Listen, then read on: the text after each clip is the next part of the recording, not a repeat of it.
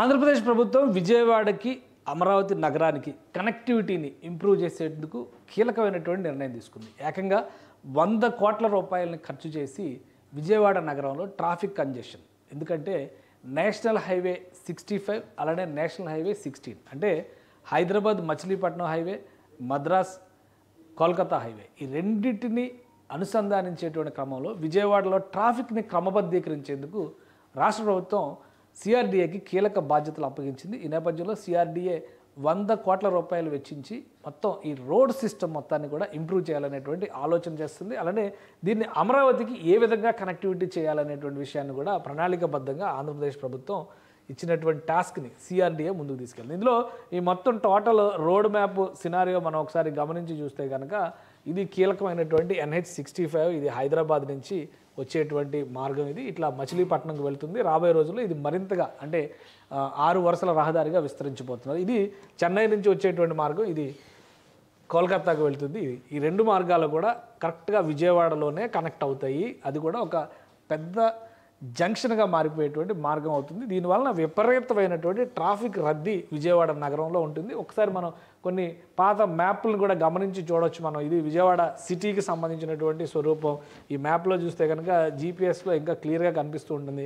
So ఇటు నుంచి గుంటూరు వైపు నుంచి వెళ్ళేటువంటి రహదారి, ఇటు వైపు నుంచి వచ్చేటువంటి రహదారి, విజయవాడ నగరంలో మొత్తం కూడా ట్రాఫిక్ జామ్, మధ్యలో నది ఇది ఉంటుంది. సో ఈ అంశాలను దృష్టిలో పెట్టుకొని ఇప్పుడు గన్నవరం ఎయిర్పోర్ట్కి వెళ్ళేటువంటి మార్గంతో సహా అనేక అంశాలని రాష్ట్ర ప్రభుత్వం స్పెషల్ స్టడీ నిర్వహించడం ద్వారా ఇక్కడ ట్రాఫిక్ కంజెషన్ తగ్గించేందుకు ఒక ప్రణాళికని రెడీ చేసింది. ఈ మార్గం అంటే రామవరపాడు నుంచి కావచ్చు, ఇటు ఎనికేపాడు వైపు నుంచి వచ్చేటువంటి మార్గం కావచ్చు, ఇటు పోరంకి వైపు నుంచి వెళ్ళేది, ఇది మచిలీపట్నం వైపు వెళ్ళేటువంటి మార్గం. సో ఈ మార్గాలన్నింటినీ కూడా విస్తరించేందుకు కావాల్సినటువంటి ప్రణాళిక ఇన్ని తీసుకొచ్చి ఇక్కడ ఈ ప్రాంతంలో అంటే క్లియర్గా మనం చెప్పాలంటే ఈ మార్గంలో ఇక్కడ చూస్తే కనుక ఉండవల్లి జంక్షన్ దగ్గర ఇక్కడ సింక్ అవ్వాల్సినటువంటి అవసరం ఉంటుంది. అమరావతిలోకి ఎంటర్ అయ్యేటువంటి E15 రహదారి ఈ దిగువన వస్తుంది, E3 రహదారి ఇక్కడ వస్తుంది. సో ఈ రెండు రహదారులకి అనుసంధానించే విధంగా ఒక ప్రణాళికని, సమగ్ర ప్రణాళికని ఆంధ్రప్రదేశ్ ప్రభుత్వం రెడీ చేయాలనేటువంటి ఆదేశాలని సిఆర్డీఏకి ఇచ్చింది.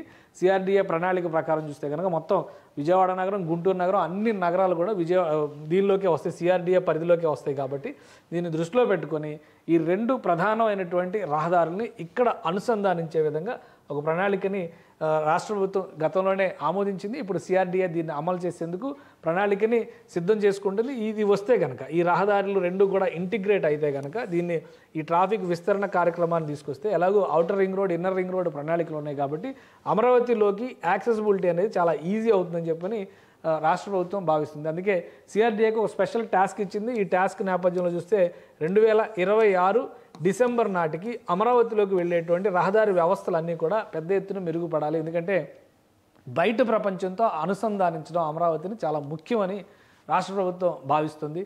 అందుకోసం 100 కోట్ల రూపాయలు వెచ్చించబోతుంది. ఈ నిధులకు సంబంధించినటువంటి అడ్మినిస్ట్రేటివ్ క్లియరెన్స్ కూడా రాష్ట్ర ప్రభుత్వం ఇచ్చేసింది. సో సిఆర్డీఏ అతి త్వరలోనే ఈ రహదారుల విస్తరణ, రహదారుల అనుసంధానత, ఈ రెండు అంశాలపైన స్పెషల్ ఫోకస్ పెడుతుంది. ముఖ్యంగా గన్నవరం ఎయిర్పోర్ట్కి స్పీడ్ యాక్సెస్ ఉండడంతో పాటు నేషనల్ హైవేస్ పైన ఎలాంటి ఇంటరప్షన్ రాకుండా వీటిని అమరావతి హైవేస్కి కనెక్ట్ చేసే విధంగా ఈ ప్రణాళికని అమలు చేయబోతున్నారు. అతి త్వరలోనే దీనికి సంబంధించినటువంటి సమగ్ర స్వరూపాన్ని, సమగ్ర వివరాలని సిఆర్డీఏ వెల్లడించబోతోంది.